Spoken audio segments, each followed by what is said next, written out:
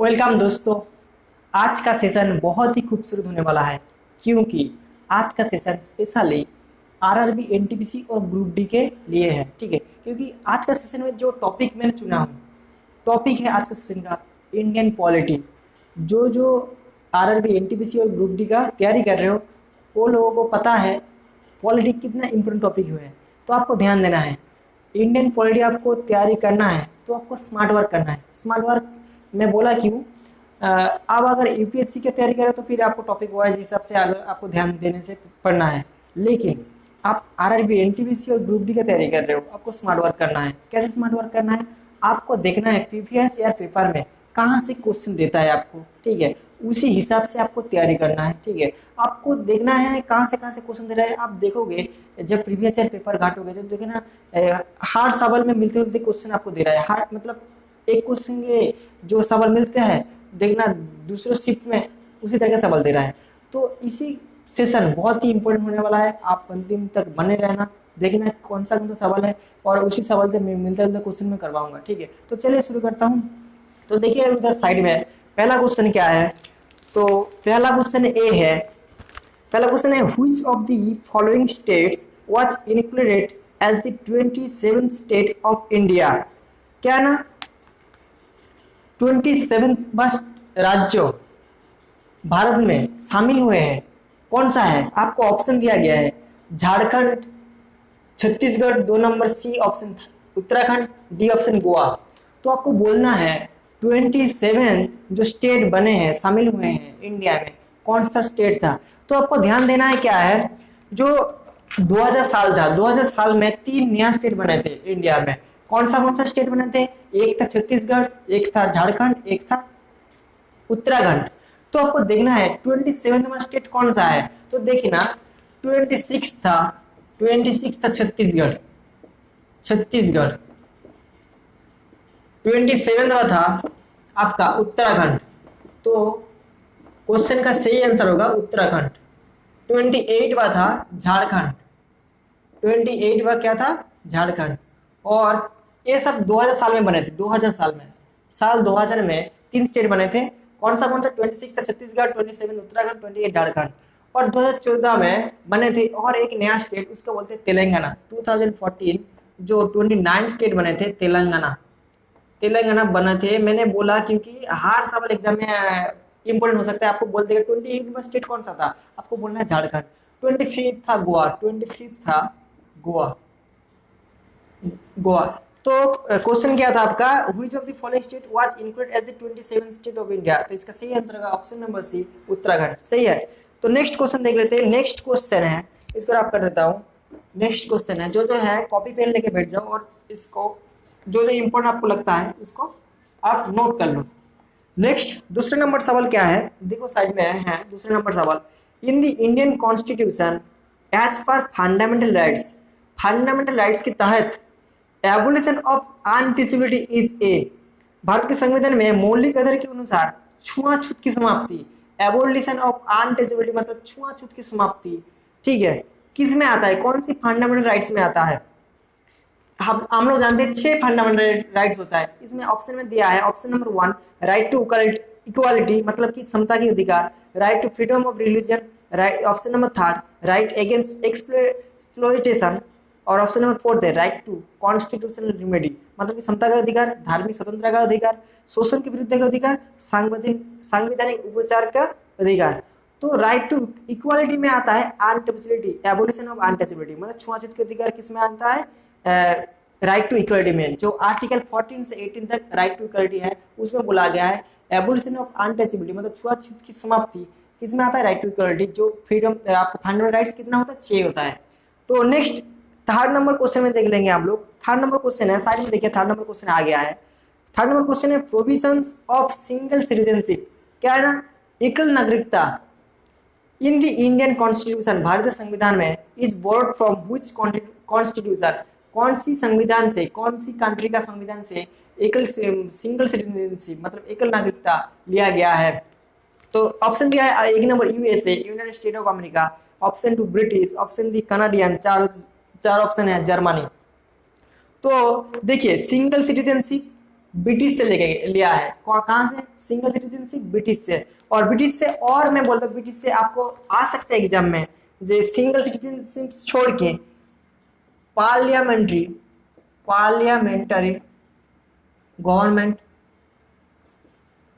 Government, और क्या? Rule of law. और क्वेश्चन क्या है? लेजिस्लेटिव प्रोसीड्योर,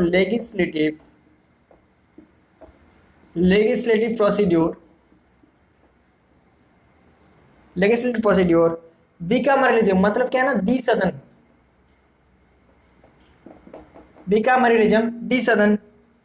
कैबिनेट सिस्टम, ये सारे कहां से लेके आया है? ब्रिटिश से। तो ब्रिटिश से क्या क्या? Single citizenship, bicameralism, parliamentary government, rule of law etcetera, और कैबिनेट सिस्टम, रीट्स एटसेट्रा लिया गया है। तो ऑप्शन आपका ऑप्शन नंबर 2 ब्रिटिश से सिंगल सिटीजनशिप लिया है, इसका सही आंसर का ब्रिटिश। तो नेक्स्ट क्वेश्चन देख लेते हैं, क्वेश्चन नंबर 4। देखिए साइड में क्या आ गया, क्वेश्चन नंबर 4 बहुत ही इंपॉर्टेंट है, बहुत बार एग्जाम में पूछे गया है। क्वेश्चन नंबर 4 देख लीजिए। क्वेश्चन नंबर 4 है, which amendment act of the Indian constitution has been called mini constitution, यानी भारतीय संविधान के किस संशोधन अधिनियम को लघु संविधान कहा गया है? लघु संविधान, मिनी कॉन्स्टिट्यूशन किसको बोला है? ऑप्शन नंबर 1 है 52nd amendment act, 86th amendment act, 42 amendment act, 44th amendment act. देखिए मिनी कॉन्स्टिट्यूशन किसको बोलता है? 42nd अमेंडमेंट एक्ट, संशोधन अधिनियम, इसको बोलते हैं मिनी कॉन्स्टिट्यूशन। और 40 आपको याद रखना है, 42 जो अमेंडमेंट एक्ट था बहुत ही इंपॉर्टेंट, 1976 में है, इसको ये हुआ था 42nd अमेंडमेंट में। इस अमेंडमेंट एक्ट में जो 3 वर्ड जुड़े हुए थे, क्या क्या? सिकुलर, सोशलिस्ट एंड इंटीग्रिटी, ये 3 वर्ड कॉन्स्टिट्यूशन में ऐड हुए थे 42 अमेंडमेंट एक्ट में, आपको ध्यान देना है, ठीक है। तो ऑप्शन नंबर 3 होगा इसका सही आंसर। तो नेक्स्ट 5 नंबर में क्वेश्चन में चले जाते हैं हम लोग। 5 नंबर क्वेश्चन ए है, देखिए साइड में आ गया question, which article of the Indian constitution defines the duties of the chief minister, भारतीय संविधान के किस अनुच्छेद में मुख्यमंत्री की कार्यों का परिभाषित किया गया है? किस अनुच्छेद में? आपको ऑप्शन दिया है, option number 1 article 163, article 163, article 166, option number 3 article 167, option number 4 article 164। तो इसका सही आंसर होगा जो आर्टिकल 167, उसमें बोला गया है एक चीफ मिनिस्टर का क्या क्या ड्यूटी होगा, ठीक है। तो आपका सही आंसर होगा ऑप्शन नंबर 3 आर्टिकल 167।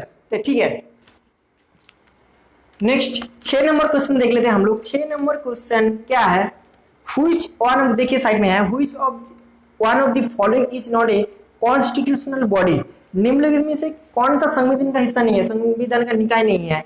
ऑप्शन दिया है the election commission of India, second option है the finance commission, third option है the official language commission, fourth option है the national commission for women, ठीक है। देखिए ऑप्शन 4 में जो है नेशनल कमीशन फॉर वुमेन, ये कॉन्स्टिट्यूशनल बॉडी में आते नहीं है, ठीक है, ये भारत सरकार में आता है लेकिन कॉन्स्टिट्यूशनल बॉडी में आते नहीं है। तो इसका सही आंसर होगा the national commission for women, ये कॉन्स्टिट्यूशनल बॉडी नहीं है, ठीक है। बाकी जितना भी है the election commission of India, the finance commission, the official language commission, सब कॉन्स्टिट्यूशनल बॉडी में आता है। तो क्वेश्चन नंबर 7 में आ जाते हैं। क्वेश्चन नंबर 7 आया है, Delhi was made the national capital territory of Delhi under which of the following amendment, ठीक है। कौन सी संविधान संशोधन अधिनियम के तहत दिल्ली को नेशनल कैपिटल बनाया गया था इंडिया का? तो ऑप्शन दिया है 61st कॉन्स्टिट्यूशनल अमेंडमेंट, 61st संशोधन अधिनियम, 86 संशोधन अधिनियम, थर्ड ऑप्शन है 42 अमेंडमेंट एक्ट, और ऑप्शन 4 है 69th अमेंडमेंट एक्ट। देखिए 61st जो कॉन्स्टिट्यूशनल अमेंडमेंट एक्ट है, 61st आपको देखना है, देखिए 61st जो था अमेंडमेंट एक्ट, इसमें क्या हुआ था, वोटिंग एज जो था 21, इसके बिलो के 18 हुआ था, ठीक है 61st। और 86 में क्या हुआ था, 86 में क्या हुआ था, जो चिल्ड्रन का 6 to 14 ईयर्स चिल्ड्रन का फ्री कंपलसरी एजुकेशन हुआ था, ठीक है, कंपलसरी एजुकेशन 2002 में, ठीक है, और 1988 में 1969 इसका सही आंसर होगा 69, जिसमें दिल्ली नेशनल कैपिटल बने थे 69 अमेंडमेंट एक्ट, ठीक है। 69 संशोधन अधिनियम के अनुसार नेशनल कैपिटल बने थे कौन, दिल्ली, ठीक है। 86 में क्या हुआ था, free and compulsory education 6 to 14 years children, और 61 में क्या हुआ था, 61 में हुआ था वोटिंग एज 21 से कम होकर 18 हुआ था। और 42 में क्या हुआ था, 42 में जिसको मिनी कॉन्स्टिट्यूशन बोलता है, 42 में और क्या 3 वर्ड जुड़े थे, सोशलिस्ट, सेकुलर और इंटीग्रेटिव, ठीक है। बहुत ही इंपॉर्टेंट है, हर सवाल आपको ध्यान देना है। नेक्स्ट 8 नंबर सवाल में आ जाता हूँ, which article of Indian constitution of is related to joint session of parliament, ठीक है। जॉइंट सेशन मतलब कि संयुक्त सत्र, उसे कौन सा आर्टिकल है जिसमें जॉइंट सेशन के बारे में बोलते हैं। ऑप्शन दिया है आर्टिकल 108, आर्टिकल 110, आर्टिकल 280, आर्टिकल 370। देखिए जब भी जॉइंट सेशन मिलेगा आपको ध्यान देना है आर्टिकल 108 होगा, जॉइंट सेशन आर्टिकल 108, और आर्टिकल 110 बोलते हैं मानी बिल के बारे में। तो आर्टिकल 108 जॉइंट सेशन मतलब क्या बोलते हैं, जॉइंट सेशन के बारे में, और आर्टिकल 110 किसके बारे में बोलते हैं, मानी बिल के बारे में बोलते हैं, मानी बिल, ठीक है, मानी बिल के बारे में बोलते हैं आर्टिकल 110। उसके बाद 9 नंबर में क्वेश्चन में आ जाते हैं। 9th नंबर क्वेश्चन क्या है, which article of the Indian constitution mention the financial emergency, ठीक है। जो फाइनेंशियल इमरजेंसी है, ठीक है, वित्त में आर्थिक इमरजेंसी किस आर्टिकल की तहत होता है, फाइनेंशियल इमरजेंसी। ऑप्शन दिया गया आपको आर्टिकल 352, आर्टिकल 360, आर्टिकल 356, आर्टिकल 349। तो इसका सही आंसर होगा आर्टिकल 360 को फाइनेंशियल इमरजेंसी बोलते हैं, आर्टिकल 360 को फाइनेंशियल इमरजेंसी बोलते हैं। तो इसका सही आंसर होगा ऑप्शन नंबर 3 आर्टिकल 360। तो देखिए आपको ध्यान देना है, नेशनल इमरजेंसी किसको बोलते हैं, आर्टिकल 352 नेशनल इमरजेंसी, ठीक है। Financial emergency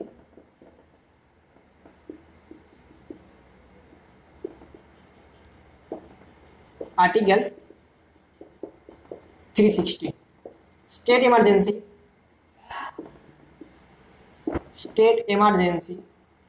article 356। आपको ध्यान देना है ये सारे बातें, ठीक है, सारे इंपॉर्टेंट टॉपिक है, सारे आपको ध्यान देना है। नेक्स्ट 10 नंबर सवाल है, the main purpose of the directive principle in the constitution of India is to, ठीक है। डायरेक्टिव प्रिंसिपल का मेन पर्पस क्या था इंडिया में। ऑप्शन दिया एंश्योर ए डेमोक्रेटिक गवर्नमेंट, एक लोकतांत्रिक सरकार की स्थापना करना, provide a strong central government, एक सेंट्रल गवर्नमेंट की एक स्थापना करना strong, establish a welfare state, एक अच्छी कल्याण के राज्यों को स्थापित करना, raise living standards of the weaker section of the society, जो दुर्बल संप्रदाय उसका सोसाइटी में बचना। आपका सही आंसर होगा option number 3 establish a welfare state, मतलब कल्याणमय राज्य की स्थापना, इसमें डायरेक्टिव प्रिंसिपल का मेन उद्देश्य था, ठीक है। तो ये था 10 क्वेश्चन। इसके बाद 11 क्वेश्चन में आ जाएंगे हम लोग। नेक्स्ट 11 जो सवाल है, क्वेश्चन क्या है, the concept of bicameralism has been taken from which of the following concept. मैंने जो पिछले वाला क्वेश्चन किया था उसमें ही बोला था मैंने आंसर इसका, बिकामरलिज्म द्विसदन की बात, द्विसदन जो कहां से लेके आया है। ऑप्शन दिया यूएसए, तो option number 2 United kingdom, option number 3 Australia, option number 4 south Africa. देखिए मैंने बोला था यूनाइटेड किंगडम से बिकामरलिज्म यानी द्विसदन है, मतलब पार्लियामेंट में जो द्विसदन होता है राज्यसभा और लोकसभा, वो कहां से लेके आया है, आपका यूनाइटेड किंगडम से, ठीक है। नेक्स्ट 12 नंबर सवाल क्या है, formation of a new state in India is done by, एक नया राज्य की गठन होना कहां से होता है। स्पेशल में option number 1 special majority, option number 2 simple majority, option number 3 without majority, option number 4 none of this, ठीक है। जो नया स्टेट होता है, न्यू स्टेट, ठीक है, फॉर्मेशन ऑफ न्यू स्टेट कहां से होता है, सिंपल मेजोरिटी। इसका सही आंसर होगा option number B, simple majority से होता है। तो 13 नंबर क्वेश्चन देख लेते हैं। 13 नंबर क्वेश्चन है, which part of the Indian constitution deals with the articles on election, ठीक है। कौन सी पार्ट मतलब कौन सी भाग के आर्टिकल है। देखो संविधान में पार्ट होता है मतलब भाग होता है, शेड्यूल्स होता है और क्या होता है आर्टिकल्स होता है, ठीक है। तो इसमें बोला पार्ट कौन सा है जो इलेक्शन के बारे में बोलता है, आपका ऑप्शन दिया है पार्ट 12, पार्ट 14, पार्ट 15, थर्ड में फोर्थ नंबर ऑप्शन है पार्ट 17, ठीक है। इलेक्शन के बारे में बोलते हैं पार्ट 15, इलेक्शन के बारे में बोलते हैं, इलेक्शन के बारे में बोलते हैं पार्ट 15, ठीक है। जो पार्ट 12 है वो फाइनेंस, और संपत्ति के बारे में बोलते हैं, ठीक है। प्रॉपर्टी, प्रॉपर्टी के बारे में बोलते हैं पार्ट 12, ठीक है। और क्या पार्ट जो 17 है वो कौन सी बारे में बोलते हैं, बोलते हैं ऑफिशियल लैंग्वेज, इसके बारे में बोलते हैं ऑफिशियल लैंग्वेज, इसके बारे में बोलते हैं। ध्यान रखना, आपको नोट कर लेना है, ठीक है। पार्ट 15 तो इलेक्शन के बारे में कौन बोलते हैं, पार्ट 15 ऑप्शन में थर्ड है इसका सही आंसर, ठीक है। इसके बाद 14 क्वेश्चन देख लेते हैं। 14 नंबर क्वेश्चन देखिए साइड में आ गया 14 नंबर क्वेश्चन। 14 नंबर क्वेश्चन क्या है, currently the Indian constitution has, वर्तमान में इंडियन भारतीय संविधान में कितना शेड्यूल है, dash schedules, dash parts and dash articles है। मतलब भारतीय संविधान में प्रेजेंट में अभी वर्तमान में कितना अनुसूचियां है, कितना भाग है, कितना अनुच्छेद है। शेड्यूल्स मतलब अनुसूचियां और पार्ट्स मतलब भाग है और आर्टिकल्स मतलब अनुच्छेद, ठीक है। इसका ऑप्शन दिया है 8, 12, 8, 22, 395, 10, 18, 378, option number third 12, 24, 450, option number 4 12, 25, 448। बोले कितना शेड्यूल है, देखिए अभी जो वर्तमान में 12 शेड्यूल्स है, मतलब अनुसूचियां कितना है शेड्यूल्स, और क्या है ना 25 पार्ट्स है, 25 पार्ट्स है और 448 आर्टिकल्स है। अनुच्छेद कितना है 44, 48 अभी है। लेकिन जब पहला जब संविधान आया था तो संविधान कितना था 395 आर्टिकल था, ठीक है, 8 शेड्यूल्स था और क्या ना, और कितना पार्ट्स था 22 पार्ट्स था, आपको ध्यान रखना है, ठीक है। अभी कितना है 12 शेड्यूल्स है, 25 पार्ट्स है, 448 आर्टिकल्स है, ठीक है। लास्ट क्वेश्चन देख लेते हैं, आज 15 क्वेश्चन लिया हूं, ठीक है। आपको इसके बाद भी सीरीज आएगा जब तक ना, और यहां से एक भी क्वेश्चन छूटेगा नहीं। तो लास्ट क्वेश्चन है who appoints secretary general of the Lok Sabha, Lok Sabha के महासचिव कौन अपॉइंट करते हैं, हु अपॉइंट्स, ठीक है। ऑप्शन दिया है Rajya Sabha, 2 number speaker, 3 number president, 4 number governor general, ठीक है। इसका सही आंसर होगा स्पीकर। स्पीकर जो है वो अपॉइंट्स करते हैं सेक्रेटरी जनरल को, ठीक है। तो धन्यवाद।